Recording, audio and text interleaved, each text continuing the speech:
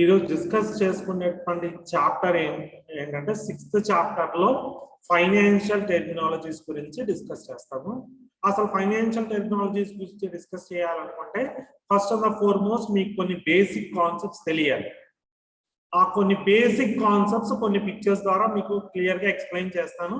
ఆ తర్వాత మీ PCK material తో మేము డిస్కస్ చేయడం జరుగుతుంది అన్నమాట.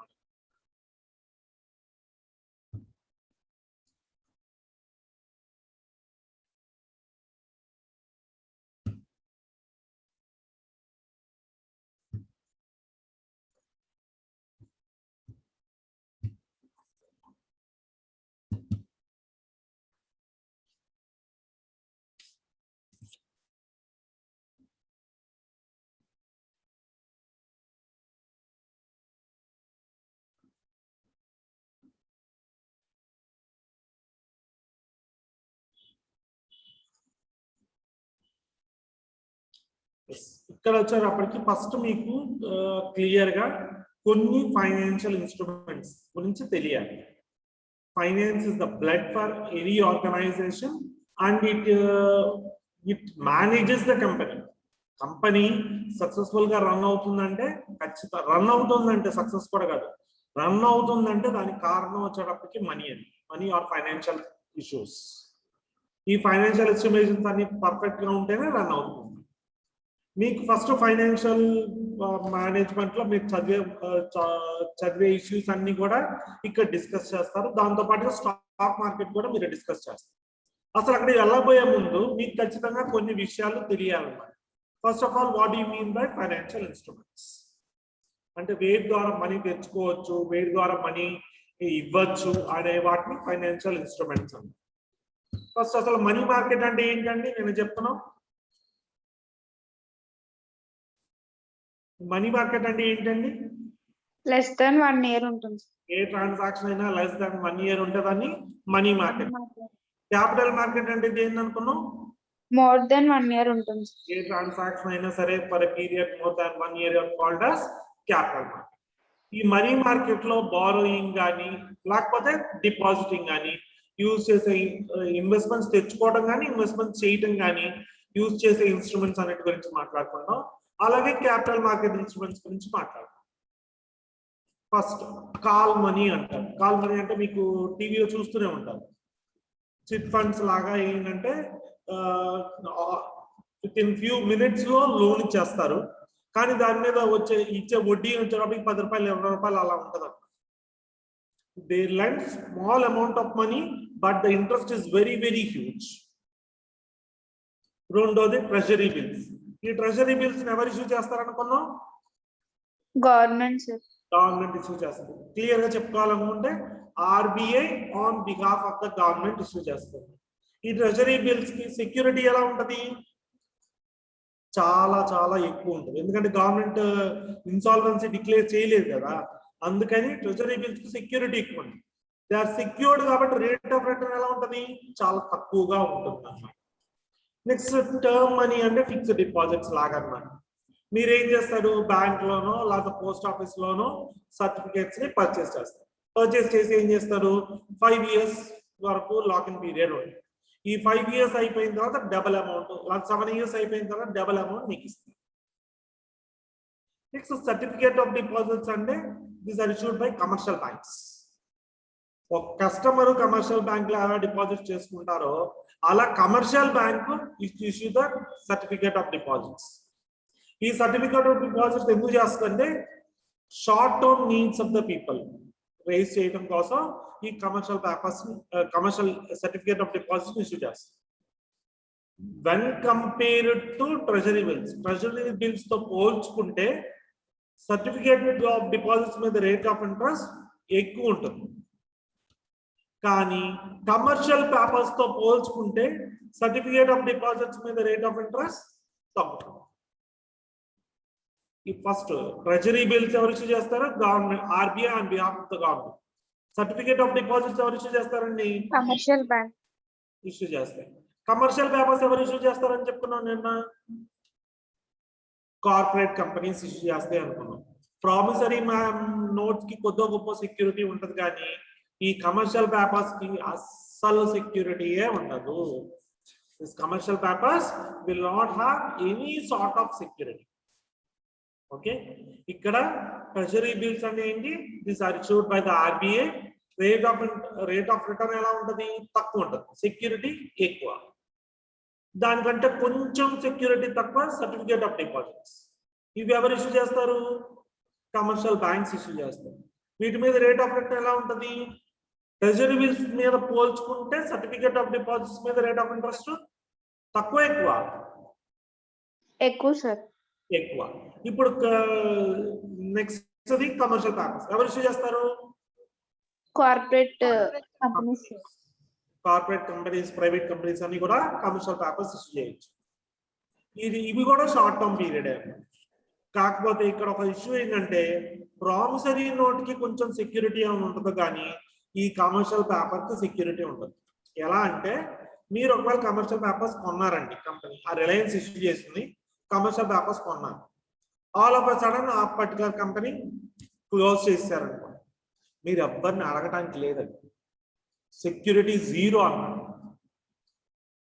మీరు XYZ కంపెనీలో కమర్షియల్ పేపర్స్ కొన్నారు, దాని మీద నమ్మకం ఉంది. కానీ కొన్న తర్వాత మెచ్యూరిటీ పీరియడ్ లోపల ఆ కంపెనీ దివాలా తీసేస్తుంది అనుకోండి, ఖచ్చితంగా రూపాయి కూడా మీరు ఎవరు అడగటానికి వీల్లేదు. అంటే కమర్షియల్ పేపర్ లో రిస్క్ ఎక్కువ ఉంటుందా తక్కువ ఉంటుందండి? ఎక్కువ ఉంటుంది సార్. ఇప్పుడు treasury bills, certificate of deposits, commercial papers మూడిట్లో రిస్క్ దేనికి ఎక్కువ ఉంటది అని అడిగారు. Commercial paper sir. Which of the following highest amount of risk? Commercial paper. Treasury bills, B certificate of deposits, C commercial papers. Commercial paper. Which of the following has highest amount of return అన్నారు? Treasury bills, certificate of deposits, commercial papers. Commercial paper sir. Commercial papers. Risk ఎక్కువ, return ఎక్కువ commercial papers. Yes sir. ఇవన్నీ ఏంటివి? Money market సంబంధించిన instruments. అంటే ఏంటి? వీటి maturity period less than 1 year. వీటి maturity period less than 1 year కాబట్టి ఇవన్నీ కూడా మనీ మార్కెట్ ఇన్స్ట్రుమెంట్స్ అవుతాయి. నెక్స్ట్ క్యాపిటల్ మార్కెట్ ఇన్స్ట్రుమెంట్స్ అంటే ఏంటి? Equity shares. ఈక్విటీ షేర్స్ అంటే ఏంటి? They are the real owners of the company, they have voting rights. First of all మనకి share అంటే ఏంటో తెలియాలి. షేర్ తెలియాలంటే క్యాపిటల్ అంటే ఏంటో తెలియాలి. క్యాపిటల్ అంటే ఏంటి? ఏదైనా కంపెనీని ఇన్కార్పొరేట్ చేసినప్పుడు ఇనిషియల్ మనీ. ఏదైనా కంపెనీ స్టార్ట్ చేయాలంటే కావాల్సినటువంటి ఇన్వెస్ట్మెంట్ ని ఏమంటారు? క్యాపిటల్ అంటారు. ఈ మొత్తం క్యాపిటల్ ఒకళ్ళు ఇవ్వలేనప్పుడు ఆ క్యాపిటల్ నెంబర్ ఆఫ్ పార్ట్స్ గా డివైడ్ చేస్తారు. ఒక్కో పార్ట్ ఏమంటారు? షేర్ అంటారు. Okay, the entire capital is divided into number of parts and each part is called as share. ఈ shares 2 types: equity shares, preferential shares. Equity shares కి voting rights ఉంటాయి, preferential shares కి voting rights ఉండవు. Equity shares లో variable return అంటే ఏంటి? Company profits earn చేస్తే high return, company loss earn చేస్తే లీస్ట్ అమౌంట్ ఆఫ్ రిటర్న్. కానీ ప్రిఫరెన్షియల్ షేర్స్ లో రేట్ ఆఫ్ రిటర్న్ అనేది ఫిక్స్డ్ అన్నమాట. It has fixed rate of return. ఎందుకంటే ఆ రేట్ ఆఫ్ రిటర్న్ వేరే వాళ్ళు ఏం చేయలేము. ఆ రేట్ ఆఫ్ రిటర్న్ లాస్ వచ్చిన కంపెనీకి, ప్రాఫిట్ వచ్చిన ప్రిఫరెన్షియల్ షేర్స్ కి పే చేయాలి. డిబెంచర్స్ ఏంటంటే దే ఆర్ ఇన్సైడ్ క్రెడిటార్స్. వీటికి కూడా ఈక్విటీ షేర్స్ మీద పే చేసేటటువంటి ప్రాఫిట్ షేర్ ఏమంటారంటే ఈక్విటీ డివిడెండ్ అంటారు. ఈక్విటీ షేర్స్ అనేవి real owners of the company. Next they pay the dividend which is called as equity dividend అంటారు. Preferential share holders pay the dividend which is called as preferential dividend అంటారు. ఈ preferential dividend అనేది fixed అన్నమాట. Next debentures మీద వచ్చేదాన్ని interest అంటారు. ఏంటండి? Equity shares మీద వచ్చే రిటర్న్ ఏమంటారు? Equity dividends. ప్రిఫరెన్షియల్ షేర్స్ మీద వచ్చే రిటర్న్ ఏమంటారు? Preferential dividend sir. ఏది ఫిక్స్డ్ ఏది variable? Preferential fixed sir, equity variable sir. Next ఒకవేళ ప్రాఫిట్స్ వచ్చినా లాస్ వచ్చినా ఎవరికి పే చేయాలి? ప్రిఫరెన్షియల్ షేర్ కి ప్రిఫరెన్షియల్ షేర్ హోల్డర్స్ కి పే చేయాలి. ఈక్విటీ షేర్ హోల్డర్స్ కి ఏమైనా పే చేయాలా? చేయలేదు సార్. కాబట్టి ఈక్విటీ షేర్స్ కి మాక్సిమం రిస్క్ ఉంది. నెక్స్ట్ అలాగే డిబెంచర్స్ అని ఉంటాయి. డిబెంచర్స్ అంటే they are types of bonds. Debentures are the types of bonds. Simple గా చెప్పుకోవాలనుకుంటే వీటి మీద వచ్చేటువంటి రిటర్న్ ని ఇంట్రెస్ట్ అంటారు. వీటి మీద వచ్చే రిటర్న్ ని ఇంట్రెస్ట్ అంటారు. ఓకే, వీటి మీద వచ్చే రిటర్న్ ని ఇంట్రెస్ట్ అంటారు. నెక్స్ట్ ఇవి కూడా ఏంటంటే ఇప్పుడు ఒకవేళ కనుక కంపెనీ లిక్విడేట్ అయిపోయింది అనుకోండి, కంపెనీ మూసేశారు అనుకోండి, ఆస్తులు అన్ని అమ్మేశారు, డబ్బు అంతా చేతిలో ఉంది, ఎలా డిస్ట్రిబ్యూట్ చేస్తారంటే ఫస్ట్ ప్రిఫరెన్స్ ఈ డిబెంచర్ హోల్డర్స్కి ఇస్తారు, సెకండ్ది ప్రిఫరెన్షియల్ హోల్డర్స్కి ఇస్తారు, థర్డ్ది ఈక్విటీ షేర్ హోల్డర్స్కి ఇస్తారు. ఇలా ఈ ముగ్గురికి ఇచ్చిన తర్వాత ఈ డిబెంచర్ హోల్డర్స్ కి ప్రిఫరెన్షియల్ షేర్ హోల్డర్స్ కి ఇచ్చిన తర్వాత మిగిలితే ఈక్విటీకి ఇస్తారు. అర్థమైందా? యూజువల్ గా ఈక్విటీ షేర్ హోల్డర్స్ కి వచ్చేటప్పటికి మిగిలేది ఏమీ ఉండదు. కాబట్టి కంపెనీ ఎగ్జిస్ట్ అయినంత వరకు, కంపెనీ ప్రాఫిట్స్ ఎర్న్ చేసేంత వరకు మాత్రమే ఇవి ఎగ్జిస్ట్ అవుతాయి. ఓకే, ఇవన్నీ ఎందుకు చెప్తున్నానంటే మీకు టెక్నాలజీ గురించి అర్థం కావాలి కాబట్టి. మళ్ళీ కన్వర్టబుల్ డిబెంచర్స్ అని ఉంటుంది. అంటే ఏంటంటే కొన్నప్పుడు అవి డిబెంచర్స్, కానీ 1 సంవత్సరం 2 సంవత్సరాలు ఉంటుంది. ఆ 2 సంవత్సరాలు అయిపోయిన తర్వాత ఈ డిబెంచర్స్ కాస్త ప్రిఫరెన్స్ గాను ఈక్విటీగా మారిపోతాయి. అటువంటి వాటిని కన్వర్టబుల్ డిబెంచర్స్ అంటారు. ఓకే,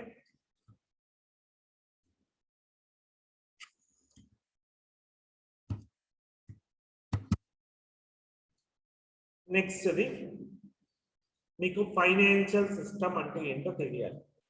ఫైనాన్షియల్ సిస్టంలో ఏమేమి ఉంటాయి? ఫస్ట్ది ఫైనాన్షియల్ ఇన్స్టిట్యూషన్స్ ఉంటాయి. ఫైనాన్షియల్ ఇన్స్టిట్యూషన్స్ అంటే ఏమొస్తాయి? 2 టైప్స్, బ్యాంకింగ్ ఇన్స్టిట్యూషన్స్, రెండోది non banking institutions. Banking institutions అని వాటిని ఏమంటారు, ఎందుకు అంటారు? Because they act as intermediaries between depositors and borrowers. Depositors కి బారోవర్స్ కి మధ్య ఉన్నటువంటి వాళ్ళని బ్యాంకింగ్ ఇన్స్టిట్యూషన్స్ అంటారు. నాన్ బ్యాంకింగ్ ఇన్స్టిట్యూషన్స్ అంటే ఏంటంటే depositors they allow only the investments, they do not accept the deposits. First banking institutions తీసుకోండి. ఏముంటాయి? ఒక ఫారినర్ ఎస్టాబ్లిష్ చేయొచ్చు, ఫారెన్ బ్యాంక్ అవుతుంది. రూరల్ ఏరియాస్ లో ఎస్టాబ్లిష్ చేయొచ్చు, దాన్ని రీజనల్ రూరల్ బ్యాంక్స్ ఆర్ఆర్బీస్ అంటారు. లేకపోతే కోఆపరేటివ్ సొసైటీస్ ద్వారా ఎస్టాబ్లిష్ చేయొచ్చు, కోఆపరేటివ్ బ్యాంక్స్. అలా కోఆపరేటివ్ బ్యాంక్స్ కి కమర్షియల్ బ్యాంక్స్ కి ఒక తేడా ఉంది. కోఆపరేటివ్ బ్యాంక్స్ అనేవి సర్వీస్ మోటోతో పనిచేస్తాయి, కానీ కమర్షియల్ బ్యాంక్స్ అనేవి ప్రాఫిట్ మోటోతో పనిచేస్తాయి. మళ్ళీ కమర్షియల్ బ్యాంక్స్ 2 టైప్స్. ఒకటి ప్రైవేట్ బ్యాంక్, నేనైనా ఎస్టాబ్లిష్ చేయొచ్చు డబ్బులు ఉంటాయి. రెండోది పబ్లిక్ బ్యాంక్. పబ్లిక్ బ్యాంక్ అంటే ఏంటి? ఖచ్చితంగా certain amount of money shares పైన ప్రొక్యూర్ చేసుకుంటారు, గవర్నమెంట్ ఇన్వెస్ట్ చేయొచ్చు. ఓకే, ఇప్పుడు బ్యాంకింగ్ ఇన్స్టిట్యూషన్స్ ఉంటాయి, నాన్ బ్యాంకింగ్ ఇన్స్టిట్యూషన్స్ ఉంటాయి. బ్యాంకింగ్ ఇన్స్టిట్యూషన్స్ అని ఎవరిని అంటారు? డిపాజిట్స్ ని యాక్సెప్ట్ చేస్తాయి, లోన్స్ ఇస్తాయి, 2 పర్పస్ ఉంటాయి కాబట్టి వాటిని బ్యాంకింగ్ ఇన్స్టిట్యూషన్స్ ఉంటాయి. ఆర్బీఐ యాక్ట్ 1935 ప్రకారం రిజిస్టర్ అయినటువంటి అన్ని ఇన్స్టిట్యూషన్స్ ని బ్యాంకింగ్ ఇన్స్టిట్యూషన్స్ అంటారు. అలా రిజిస్టర్ అవ్వనటువంటి వాటిని నాన్ బ్యాంకింగ్ ఇన్స్టిట్యూషన్స్. ఇప్పుడు చెప్పండి, ఫైనాన్షియల్ ఇన్స్టిట్యూషన్స్ ఎన్ని టైప్స్? 2 types sir. ఏమేమి? Commercial banking institutions, non banking institutions. RBI ప్రకారం రిజిస్టర్ అయితే వాటిని ఏమంటారు? బ్యాంకింగ్ ఇన్స్టిట్యూషన్స్ అంటారు సార్. బ్యాంకింగ్ ఇన్స్టిట్యూషన్స్ ఎన్ని టైప్స్? 4 types sir. ఒకవేళ ఫారినర్ కనుక క్యాపిటల్ ఇన్వెస్ట్ చేస్తే మోర్ దాన్ 51%, దాన్ని ఏమంటారు? ఫారెన్ బ్యాంక్ అంటారు సార్. రీజనల్ రూరల్ ఏరియాస్ లో రూరల్ డెవలప్మెంట్ కోసం స్టార్ట్ చేసిన బ్యాంక్స్ ని రీజనల్ రూరల్ బ్యాంక్ అంటారు సార్. ప్రాఫిట్ కోసం పనిచేసినటువంటి బ్యాంక్స్ ని కమర్షియల్ బ్యాంక్స్ అంటారు సార్. సర్వీస్ మోటోతో పనిచేసే బ్యాంక్స్ ని కోఆపరేటివ్ బ్యాంక్ అంటారు సార్. కోఆపరేటివ్ బ్యాంక్స్ అంటారు. కమర్షియల్ బ్యాంక్స్ ఎన్ని టైప్స్? 2 types sir. ఒకవేళ ప్రైవేట్ పర్సన్ కనుక ఓన్ చేస్తే దాన్ని ప్రైవేట్ బ్యాంక్ అంటారు సార్. ఒకవేళ కొంత అమౌంట్ ఆఫ్ షేర్స్ రూపాయలు ఇష్యూ చేసి క్యాపిటల్ ప్రొక్యూర్ చేసుకుంటే వాటిని పబ్లిక్ బ్యాంక్ అంటారు సార్.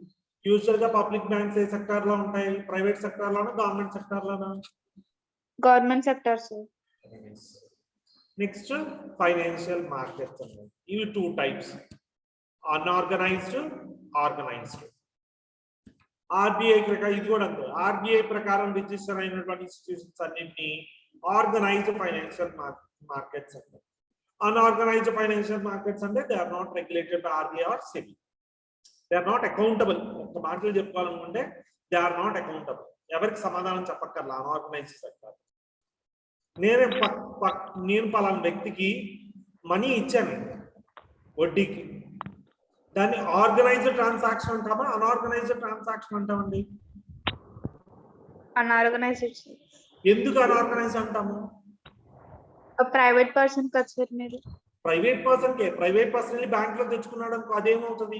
ఆర్గనైజ్డ్ అవుతుంది సార్. ఎందుకు అలా తేడా? ఎందుకంటే మీరు ఆర్బీఐ ద్వారా రిజిస్ట్రేషన్ అవ్వలేదు కదా సార్. ఆర్గనైజ్డ్ సెక్టార్ లో రిజిస్ట్రేషన్ అవుతుంది కాబట్టి అది ఆర్గనైజ్ అవుతుంది. ఒకటే accountable transactions are called as organized transactions. Okay. Unaccountable transactions are called as unorganized. కాకినాడలో ఎంత మంది వడ్డీ వ్యాపారస్తులు ఉన్నారు చెప్పగలరండి? చెప్పలేం సార్. ఎంత అమౌంట్ ఆఫ్ మనీ వడ్డీకి తిప్పుతున్నారు చెప్పగలమండి?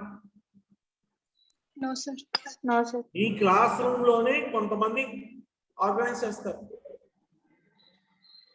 ప్రతి 10 మందికి ఒకళ్ళు చేస్తారండి బిజినెస్ కాకినాడలో. ఇక్కడ ఆర్గనైజ్డ్ సెక్టర్ మళ్ళీ 2 types. లాంగ్ టర్మ్ ట్రాన్సాక్షన్స్ అన్నింటినీ ఏమంటారు? Capital market. Short term transactions అన్ని మనీ మార్కెట్స్. ఈ క్యాపిటల్ మార్కెట్ మళ్ళీ ఎన్ని రకాలు? 2 types. Secondary market, primary market. వీటి గురించి చెప్తాం. ఇప్పుడు ఫస్ట్ కంపెనీకి క్యాపిటల్ కావాల్సి వచ్చింది, ఎక్కడి నుంచి తెచ్చుకుంటుందండి? పబ్లిక్ కి షేర్స్ ఇష్యూ చేసి దాని ద్వారా తెచ్చుకుంటాం. ఒకటి ఫస్ట్ బ్యాంక్స్ ఏం తెచ్చుకుంటారు. బ్యాంక్స్ ఇవ్వలేదు ఉన్నారనుకోండి క్రెడిటార్స్ దగ్గరికి వెళ్తారు. వాళ్ళు ఇవ్వలేదు ఉన్నారనుకోండి గ్రూప్ ఆఫ్ బ్యాంక్స్ అప్రోచ్ అవుతారు. అవి కూడా ఇవ్వలేము అనుకోండి అప్పుడు ఏం చేస్తాయి? షేర్స్ ఇష్యూ చేస్తాయి. క్యాపిటల్ మొత్తాన్ని నెంబర్ ఆఫ్ పార్ట్స్ గా డివైడ్ చేస్తుంది. ఒక్కో పార్ట్ ని షేర్ అంటారు. ఈ షేర్ అనేవి కొన్ని సందర్భాల్లో ఈ షేర్ అనేవి అన్ని సందర్భాలు అలా ఉండదు. కొన్ని సందర్భాల్లో షేర్ వాల్యూ పెరగచ్చు తగ్గచ్చు. దాని నుంచి పక్కన పెడితే షేర్స్ రూపాన కనుక కంపెనీ క్యాపిటల్ ని రేస్ చేస్తే దాన్ని ప్రైమరీ మార్కెట్ ట్రాన్సాక్షన్ అంటారు. షేర్స్ రూపాన పబ్లిక్ దగ్గర నుంచి మనీ తెచ్చుకున్నట్లయితే దాన్ని ప్రైమరీ మార్కెట్ ట్రాన్సాక్షన్ అంటారు. యూజువల్ గా ప్రైమరీ మార్కెట్ ట్రాన్సాక్షన్స్ ఎలా జరుగుతాయి అంటే ఆ ప్రాసెస్ ని ఇనీషియల్ పబ్లిక్ ఆఫర్ IPO అంటారు. ఇనీషియల్ పబ్లిక్ ఆఫర్ అంటే IPO అంటారు. IPO అంటే ఏంటి? ఇనీషియల్ అంటే ఫస్ట్ టైం, పబ్లిక్ అంటే ప్రజల దగ్గర నుంచి, ఆఫర్ షేర్స్ రూపాన క్యాపిటల్ తెచ్చుకుంటాం, దాన్ని IPO అంటారు. దాన్ని పబ్లిక్ ఇష్యూ అని కూడా అంటారు. ఓకే. కొన్ని సందర్భాల్లో ఫస్ట్ టైం ఇష్యూ చేయక్కర్లేదు. కొన్ని సందర్భాల తర్వాత కూడా నెంబర్ ఆఫ్ టైమ్స్ కూడా IPOకి వెళ్ళచ్చు. ఓకే. ఈ ప్రైమరీ మార్కెట్ అదర్ నేమ్ ఏంటంటే న్యూ ఇష్యూ మార్కెట్ అంటారు. ఏమంటారండి? న్యూ ఇష్యూ మార్కెట్ అంటారు.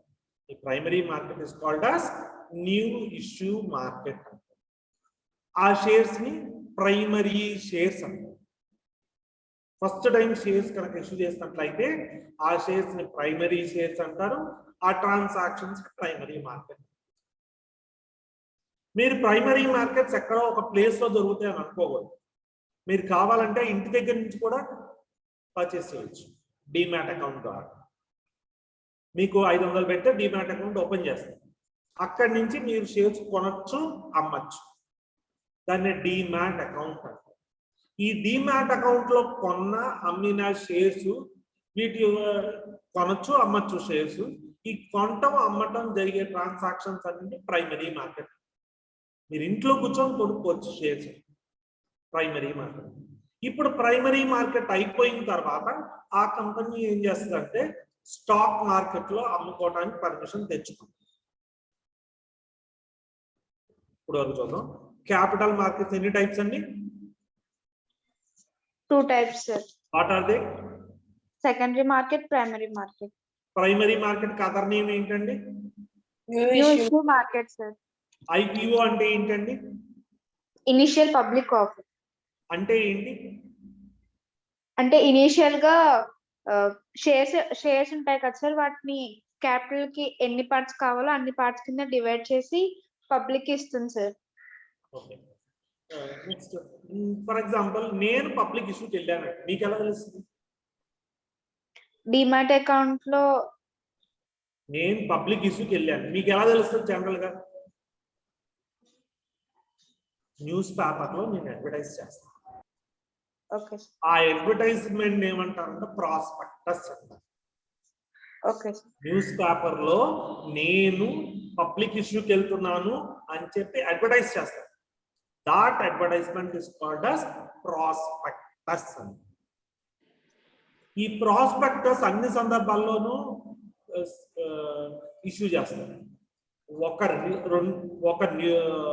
రెండు రీజనల్ న్యూస్ పేపర్స్ లోను, ఒక నేషనల్ న్యూస్ పేపర్ లోను ఖచ్చితంగా ప్రాస్పెక్టస్ ఇష్యూ అడ్వర్టైజ్ చేయాలి. నెక్స్ట్ ప్రాస్పెక్టస్ ఇష్యూ చేసిన తర్వాత అందరికి తెలుస్తుంది వీళ్ళు పబ్లిక్ ఇష్యూకి వెళ్ళారు అని. షేర్స్ కొట్టారు, దాన్ని ప్రైమరీ షేర్స్ అని. ఇప్పుడు ప్రైమరీ మార్కెట్ అయిపోయింది, అందరు కొనేసారు. ఫర్ ఎగ్జాంపుల్ నేను ఒక 1,00,000 షేర్స్ ఇష్యూ చేశాను, 1,00,000 మంది పర్చేస్ చేశారు, నా క్యాపిటల్ వచ్చేసింది. ఇప్పుడు నేను అడిగేది ఏంటంటే తర్వాత నా మీద నమ్మకం పోయింది మీకు. ఇప్పుడు ఏం చేయాలి మీరు? లేదా డబ్బులు అవసరం వచ్చినాయి మీకు కొన్న తర్వాత షేర్స్, వాటిని అమ్మాలి. ఎక్కడికి వెళ్ళి అమ్ముతారు? స్టాక్ ఎక్స్చేంజ్కి వెళ్ళి అమ్ముతారు. వాటిని సెకండరీ షేర్స్ అంటారు. all shares which are issued for the second time are called as secondary shares. ఈ సెకండరీ షేర్స్ ట్రేడ్ అయ్యేటటువంటి మార్కెట్స్ సెకండరీ మార్కెట్స్. ఆ సెకండరీ మార్కెట్స్ అంటే దాని అదర్ పేరు స్టాక్ మార్కెట్స్. సెకండరీ మార్కెట్స్ అన్న స్టాక్ మార్కెట్స్ అన్న ఒకటి. ఈ సెకండరీ మార్కెట్స్ ట్రేడ్ అయ్యే ప్లేసెస్ ని స్టాక్ ఎక్స్చేంజెస్ అంటారు. ఓకే, మళ్ళీ రివిజన్ చేస్తున్నాను. సెకండరీ మార్కెట్స్ అదర్ నేమ్ ఏంటండి? Stock market. A place where secondary transaction takes place is called as stock exchange sir. Stock exchange. కంట్రీలో ఒక్క స్టాక్ ఎక్స్చేంజ్ ఉండదండి. ఇండియాలో దాదాపుగా 24 నుంచి 26 స్టాక్ ఎక్స్చేంజెస్ ఉన్నాయి.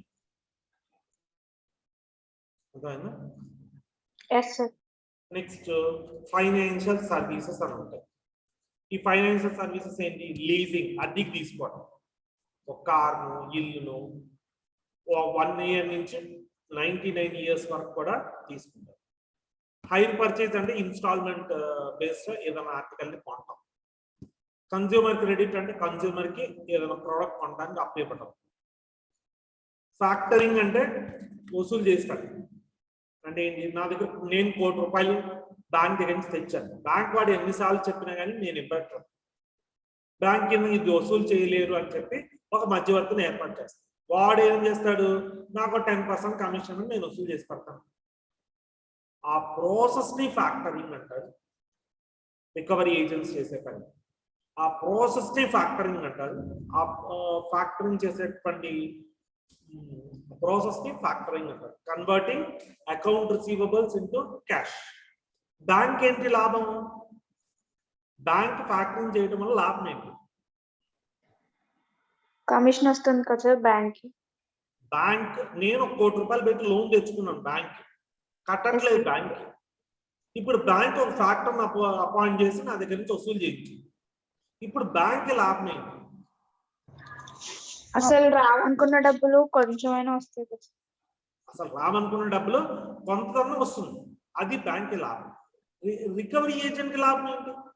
కమిషన్ వస్తుంది కదా. నెక్స్ట్ ఫీ బేస్డ్ సర్వీసెస్ అంటే ఇష్యూ మేనేజ్మెంట్ సర్వీసెస్. అంటే పబ్లిక్ ఇష్యూ 3 ఫేజెస్ అండి. Pre issue, issue, post issue.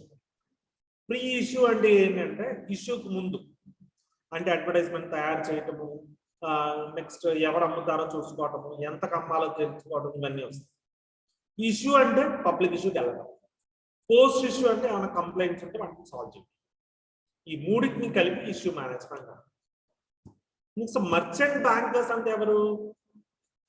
These are the banks కి మర్చెంట్ బ్యాంక్స్ కి తేడా ఏంటంటే బ్యాంక్స్ మనీ ఇస్తుంది, క్రెడిట్ ఇస్తుంది. కానీ మర్చెంట్ బ్యాంకింగ్ క్రెడిట్ ఎలా తెచ్చుకోవాలో చెప్తుంది. బ్యాంక్ ఇన్వెస్ట్మెంట్స్ ప్రొవైడ్ చేస్తుంది, కానీ మర్చెంట్ బ్యాంకు దేంట్లో ఎంత ఇన్వెస్ట్ చేయాలో చెప్తుంది.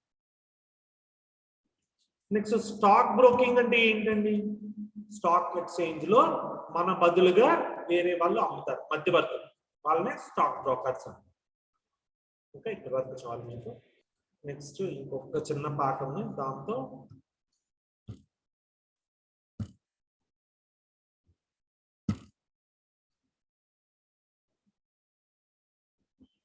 ఒక చిన్న పాట ఇంట్రడక్షన్ అవుతుంది, తర్వాత మీకు మిగతాది ఉంటుంది.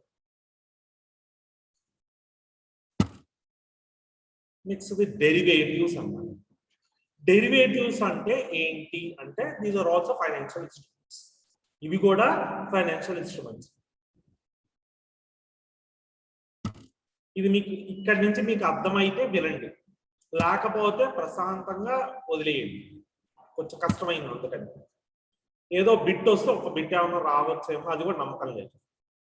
ఎస్, ఇక్కడ వచ్చేటప్పటికి ఫర్ ఎగ్జాంపుల్ నేను నాకు 1 కేజీ బంగారం కావాలి, ఎలా కొంటాను నేను?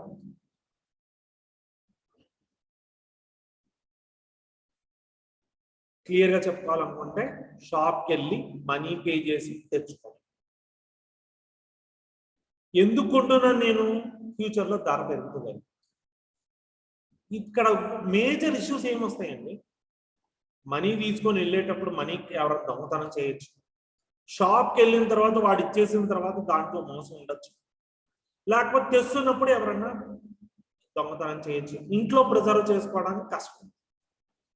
ఇవన్నీ ట్రాన్సాక్షన్ ఇష్యూస్. ఇప్పుడు గోల్డ్ బదులుగా ఏం చేస్తున్నారు? గోల్డ్ యూనిట్స్ అన్న ఒక కాన్సెప్ట్ వచ్చింది. అంటే మీకు బంగారం ఇవ్వరు, బంగారం బదులుగా షేర్స్ లాగా గోల్డ్ యూనిట్స్ ఇస్తారు. ఇది కూడా డిమాట్ ద్వారా జరుగుతుంది. ఇక్కడ ఒక్కొక్క యూనిట్ వాల్యూ ఇంత అని ఉంటుంది. కొంత మార్కెట్లో గోల్డ్ యొక్క డిమాండ్ పెరిగింది అనుకోండి, ఈ యూనిట్ వాల్యూ కూడా డిమాండ్ పెరిగింది. ఇంకొక విధంగా చెప్పుకోవడం ఏంటంటే డెరివేటివ్స్ అంటే ఏంటంటే దీస్ ఆర్ కాంట్రాక్ట్స్. బయ్యర్ కి సెల్లర్ కి మధ్య కాంట్రాక్ట్ వచ్చింది. కాంట్రాక్ట్ లోకి ఇద్దరు ఎంటర్ అవుతారు ఇప్పుడు. కానీ ఆ కాంట్రాక్ట్ ఎప్పుడు ఎన్ఫోర్స్ అవుతుంది? ఫ్యూచర్ పాయింట్ ఆఫ్ టైం, వచ్చే నెల, వచ్చే సంవత్సరం అది ఇంప్లిమెంట్ అవ్వచ్చు. ఇప్పుడు కాంట్రాక్ట్ లో ఎంటర్ అవుతున్నారు, కానీ ఆ కాంట్రాక్ట్ జరిగేది ఎప్పుడు? నెక్స్ట్ 3 months, నెక్స్ట్ 6 months అయిన తర్వాత జరుగుతుంది. అటువంటి కాంట్రాక్ట్స్ ని ఫార్వర్డ్ కాంట్రాక్ట్స్ అంటారు. ఫార్వర్డ్ కాంట్రాక్ట్స్ అంటే ఏంటి? ఇప్పుడు మనం కాంట్రాక్ట్ లో ఎంటర్ అవుతున్నాము, కానీ ఆ కాంట్రాక్ట్ ఎగ్జిక్యూషన్ అనేది ఫ్యూచర్ పాయింట్ ఆఫ్ టైం లో జరుగుతుంది. నాకు 1 కేజీ బంగారం కావాలి, ఇప్పుడు బయ్యర్ కి సెల్లర్ కి మధ్య కాంట్రాక్ట్ జరిగింది. కానీ ఎప్పుడు ఎసెట్ ట్రాన్స్ఫర్ అవుద్ది? నెక్స్ట్ మంత్, నెక్స్ట్ ఇయర్, పలానా డేట్ న 15th May 2022 ట్రాన్సాక్షన్ జరుగుతుందని ఇప్పుడే ఎంటర్ అయిపోతాం contract. Derivatives future forward contract అన్నా ఫ్యూచర్ కాంట్రాక్ట్ అన్నా ఏంటంటే కాంట్రాక్ట్ జరుగుతుంది ఇద్దరు పర్సన్స్ మధ్య. ఎప్పుడు జరుగుతుంది ఆ కాంట్రాక్ట్? ఇప్పుడు జరుగుతుంది. కానీ ఆ కాంట్రాక్ట్ ఎప్పుడు ఎగ్జిక్యూట్ అవుతుంది? ఫ్యూచర్ పాయింట్ ఆఫ్ టైంలో ఎగ్జిక్యూషన్ అవుతుంది. ఓకే, నాకు అవసరం ఉంది కానీ ఇప్పుడు అవసరం లేదు, ఫ్యూచర్లో అవసరం ఉంది. కానీ నేను ఏమనుకున్నాను, ఇప్పుడే ఎంటర్ అయిపోతే బాగుంది కదా అని అనుకొని ఇప్పుడు కాంట్రాక్ట్లోకి ఎంటర్ అయ్యాను. ఇప్పుడు ఫార్వర్డ్స్ ఫ్యూచర్ కాంట్రాక్ట్స్ ఎప్పుడు ఎవరెవరి మధ్య జరుగుతాయండి? ఫార్వర్డ్స్ ఏ కాంట్రాక్ట్ అయినా బయ్యరు సెల్లర్ మధ్య కాంట్రాక్ట్ జరుగుతుంది. ఈ కాంట్రాక్ట్స్ డెరివేటివ్ కాంట్రాక్ట్స్ బయ్యర్ కి సెల్లర్ కి మధ్య జరుగుతాయి. ఈ కాంట్రాక్ట్స్ ఎప్పుడు జరుగుతాయి? ఇప్పుడు జరుగుతాయి, ఇప్పుడు ఎంటర్ అవుతారు. కానీ ఎసెట్ డెలివరీ కానీ పేమెంట్ కానీ అన్ని కూడా ఎప్పుడు జరుగుతాయి? Next month, next year, next 6 months అయిన తర్వాత జరుగుతాయి. Derivatives are the contracts in which buyer and seller enter into the contract now, but the contract takes place in the future point of time. Okay, చెప్పండి, forward future contracts అంటే ఏంటి? Buyer కి seller కి మధ్య present లోనే contract entry అవుతారు, contract లోకి entry అవుతారు సార్. కానీ ఆ కాంట్రాక్ట్ అనేది ఒక 3 months తర్వాత ఫ్యూచర్ పాయింట్ ఆఫ్ వ్యూ లో అది ఎగ్జిస్టెన్స్ లోకి వస్తుంది. 3 months అవ్వచ్చు, 6 months అవ్వచ్చు, 1 year అవ్వచ్చు, 1 month అవ్వచ్చు, 1 day అవ్వచ్చు, లేకపోతే 1 week అవ్వచ్చు, ఎప్పుడైనా అవ్వచ్చు. కానీ ఒక తేడా ఉందండి రెండింటిలో.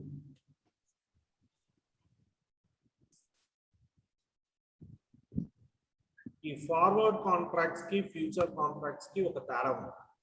ఫార్వర్డ్ కాంట్రాక్ట్స్ అనేవి ఓటీసీ రూపాలు ఉంటాయి. ఓటీసీ అంటే ఓవర్ ద కౌంటర్ రూపాలు. ఓవర్ ద కౌంటర్ అంటే ఎక్కడైనా జరగచ్చు. ఇక్కడ ఇప్పుడు మాట్లాడేటప్పుడు ఇక్కడ ఎవరికైనా గోల్డ్ షాప్ ఉంది. ఫర్ ఎగ్జాంపుల్ ఆదిత్య ప్రవీణ్ కుమార్ కి ఒక గోల్డ్ షాప్ ఉంది. Now I need a gold. నేనేం చేస్తాను, ఇప్పుడు నెగోషియేట్ చేసుకుంటాను. ఇంత ప్రైస్ కి నాకు గోల్డ్ కావాలి, నేను రేపు వచ్చో లేకపోతే 1 week వచ్చి అయిన తర్వాత తీసుకుంటాను. ఇది కూడా ఫార్వర్డ్ కాంట్రాక్ట్ అవుతుంది. Any contract which takes place now, which is entered into contract now, కానీ ఆ ఎగ్జిక్యూషన్ ఏమవుతుంది? Future point of time, next week అవ్వచ్చు, నెక్స్ట్ మంత్ అవ్వచ్చు, నెక్స్ట్ ఇయర్ అవ్వచ్చు, ఎప్పుడైనా అవ్వచ్చు. ఇప్పుడు ఎంటర్ అవుతున్నాను ప్రవీణ్తో కాంట్రాక్ట్ లో, నాకు 36,000 గ్రామ్తో బంగారం 1 kg కావాలి. ఇప్పుడే కాంట్రాక్ట్ ఎంటర్ అవుతున్నాను ప్రవీణ్తో. కానీ ఆ కాంట్రాక్ట్ ఎప్పుడు జరుగుతుంది? ఫ్యూచర్ పాయింట్ ఆఫ్ టైం లో జరుగుతుంది. ఎక్కడి నుంచైనా కాంట్రాక్ట్ జరగచ్చు. ఓటీసీ అంటే ఎక్కడి నుంచైనా కాంట్రాక్ట్ జరగచ్చు, దాన్ని ఫార్వర్డ్ కాంట్రాక్ట్స్ ఉంటాయి. కానీ ఫ్యూచర్ కాంట్రాక్ట్స్ స్టాక్ ఎక్స్చేంజెస్ లాగా ఫ్యూచర్ కాంట్రాక్ట్స్ అనేవి స్టాక్ మార్కెట్ లో జరుగుతాయి. స్టాక్ ఎక్స్చేంజెస్ లో లాగా ఫ్యూచర్ కాంట్రాక్ట్స్ స్టాక్ మార్కెట్స్ లో జరుగుతాయి. ఇప్పుడు ఫర్ ఎగ్జాంపుల్ నెక్స్ట్ నేను ఆదిత్య ప్రవీణ్ కుమార్ తో ఒక కాంట్రాక్ట్ లోకి ఎంటర్ అయ్యాను. నాకు ఒక 10 grams గోల్డ్ కావాలి, 44,000 కి నేను రేపు వచ్చి కొంటాను అని చెప్పి కాంట్రాక్ట్ లోకి ఎంటర్ అయ్యాను. రేపు ఏమైంది? ఈ రోజు 40 ఈ రోజు ఎంత అండి గ్రామ్ గోల్డ్ వాల్యూ? 44,000 వేస్తుంది. కానీ అన్ఫార్చునేట్ నాకు అనవసరం, రేపు 46,000 అయిపోయింది. కానీ ప్రవీణ్ కుమార్ నాకు ఎంతకు అమ్ముతాడండి గోల్డ్? 40కే అమ్మాలి సార్. 40,000. ఇప్పుడు 44,000 ఎంటర్ అయితే 44,000 కి అమ్మాలి. ఇప్పుడు ఎవరికి లాసు? ప్రవీణ్ కుమార్ కి లాసా లేకపోతే నాకు లాసా? ప్రవీణ్ కుమార్ కి లాస్. సరే, ఇప్పుడు 44,000 కి నాకు రేపు ఇవ్వాలి అని ఎంటర్ అయ్యాను నేను కాంట్రాక్ట్ లో. రేపు 36,000 పడిపోయిందండి బంగారం. ఇప్పుడు ఎవరికి లాస్ అండి? ప్రవీణ్ కుమార్ కే నాకా? మీకు సార్. నాకు లాస్. అంటే ఈ ఫార్వర్డ్ లో ఉన్న ఫ్యూచర్ కాంట్రాక్ట్స్ లో ఉన్న రిస్క్ కొంచెం ఉంటుంది. కానీ ఆప్షన్స్ కాంట్రాక్ట్ లో ఒక ఫెసిలిటీ ఉంది. నేను ఇప్పుడు ప్రవీణ్ కుమార్ కి 44,000 10 grams గోల్డ్ కావాలి అని ఎంటర్ అయ్యాను కాంట్రాక్ట్. ఎప్పుడు కావాలి నాకు గోల్డ్? ఒక నెక్స్ట్ వీక్ కావాలి అని ఎంటర్ అయ్యాను కాంట్రాక్ట్. కానీ రేపే నాకు తెలిసింది బంగారు విలువ ఉన్న కొద్ది పడిపోద్దేమో అని. అందుకని రేపు నేను క్యాన్సిల్ చేసుకునే ఫెసిలిటీ ఇస్తాను. దేంట్లో? Options contract. బయ్యర్ కనుక క్యాన్సిల్ చేసుకునే ఫెసిలిటీ ఉందనుకోండి, కాల్ ఆప్షన్ అంటారు. సెల్లర్ కనుక క్యాన్సిల్ చేసుకునే ఫెసిలిటీ ఉంటే పుట్ ఆప్షన్. ఓకే, స్వాప్స్ మనకు వద్దు, ఇక్కడ వరకు నేర్చుకుని సాల్వ్. ఇప్పుడు కాంట్రాక్ట్, నేను అడిగే క్వశ్చన్ సమాధానం చెప్పండి. ఆప్షన్ కాంట్రాక్ట్ అంటే ఏంటి? బయర్ కాంట్రాక్ట్ ని క్యాన్సిల్ చేసుకునే ఆప్షన్స్. ఎప్పుడు క్యాన్సిల్ చేసుకోవచ్చు? ఒకవేళ ఈ రోజు రేట్ కన్నా వచ్చే రేట్ క్యాన్సిల్ చేసుకోవచ్చు, మెచ్యూరిటీ పీరియడ్ కంటే ముందైనా క్యాన్సిల్ చేసుకోవచ్చు. ఓకే, కానీ కాంట్రాక్ట్ ఎప్పుడు ఎంటర్ అవుతారు? ముందు ఎంటర్ అవుతారు sir. They will be entering into contract. Contract execution ఎప్పుడు జరుగుతుంది? ఫ్యూచర్ లో జరుగుతుంది సార్. క్యాన్సిలేషన్ ఆఫ్ కాంట్రాక్ట్ దేంట్లో ఉంటది? ఆప్షన్స్ లో ఉంటుందా, ఫార్వర్డ్ ఫ్యూచర్స్ లో ఉంటుందా? ఆప్షన్స్. ఈ అన్నిట్లోనూ ఫ్యూచర్ ఎక్స్చేంజెస్ అంటే ఏంటి? అంటే ఏంటంటే స్టాక్ ఎక్స్చేంజెస్ లో షేర్స్ ఎలా ట్రేడ్ అవుతాయో, ఫ్యూచర్ ఎక్స్చేంజెస్ లో ఫ్యూచర్ కరెన్సీస్, ఫ్యూచర్ కాంట్రాక్ట్స్ అన్ని ట్రేడ్ అవుతాయి. ఓకే, స్టాక్ ఎక్స్చేంజెస్ ఎలా ఉంటాయో షేర్స్ అమ్మడానికి కొనడానికి, ఫ్యూచర్ కాంట్రాక్ట్స్ అన్ని ఎగ్జిక్యూట్ అవడానికి ఫ్యూచర్స్ మార్కెట్, ఫ్యూచర్ ఎక్స్చేంజెస్ ఉంటాయి. ఫార్వర్డ్ కాంట్రాక్ట్స్ ఎక్కడ జరగచ్చండి? ఎక్కడైనా జరగచ్చు సార్. ఫ్యూచర్ కాంట్రాక్ట్స్ ఎక్కడ జరుగుతాయి? ఫ్యూచర్ ఎక్స్చేంజెస్ తో జరుగుతాయి. దేంట్లో క్యాన్సిలేషన్ ఉంటుందండి? ఆప్షన్స్ లో క్యాన్సిల్ ఆప్షన్. ఒకవేళ బయ్యర్ కాంట్రాక్ట్ ని క్యాన్సిల్ చేసుకుంటే అధికారం ఉందనుకోండి, దాన్ని ఏమంటారు? Call options. ఒకవేళ కనుక సెల్లర్ కాంట్రాక్ట్ ని క్యాన్సిల్ చేసుకోవచ్చు అనుకోండి, దాన్ని ఏమంటారు? Put options. Very nice. అర్థమైందమ్మా? yes sir. అర్థం కాకపోతే కంగారు ఏం లేదు, ఒకటి బ్రెయిన్ నుంచి డిలీట్ చేయండి, పెద్దగా అవసరం ఏం లేదు. అర్థమైంది.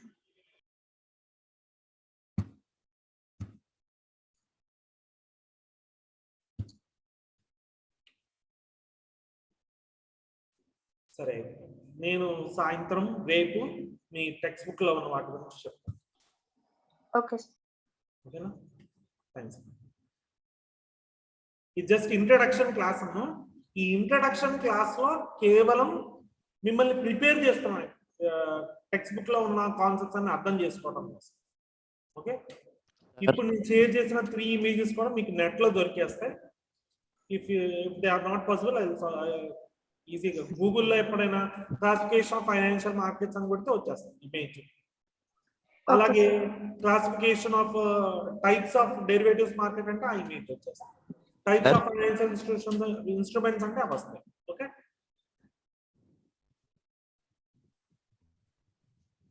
థ్యాంక్స్.